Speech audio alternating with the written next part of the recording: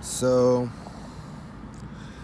when somebody that's close to you, or maybe not, well, whatever connection that exists, when they exit this dimension, when you go different places that they've been before, like I went to Van Nuys, and Coral's still alive, of course, well, physically, and I felt a baby energy, and it was sentient. So me and Coral had this higher self discussion, and I sent her the energy, and she was like, I received it. She was so happy. She was like, I see so much more clearly now. And both Muna and Sartu has sent me on missions to places I spent a lot of time, like Sean Roberson's house. When I walked up to the door, they said, knock on the door and say Jehovah's Witnesses. And I heard my voice from like years ago.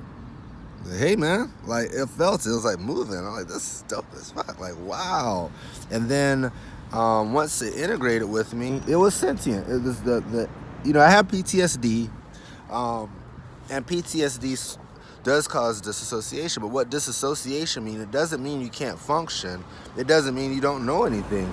Basically, a personality is just a set of orders that gives you instructions on how to do something. And once you've accomplished a certain amount in your life and you've been certain places, you can fall into different personalities. My West Coast culture has come back because I'm here. It's coming back. I saw some video from Alpharetta and I'm like, wow, different person. There's but as far as PTSD victims go, integration is a big thing, because at the point of trauma, it's like your brain, your personality grid, your brain, or whatever you want to call it, becomes fragmented, and you have to go and somehow fuse that piece in so you can get more memories. Like, I got so many memories back from that period. And so anyway, Erica came back to me as an angel, and she explained to me, she said, I never loved you. She said, I never loved you. And she learned me that Matt Field, they was in a relationship before I even met. That's her Job Corps boyfriend, some shit like that. She gave me a confession one time about a white boy with a small dick, but she loved the way he moved. And it was what was it?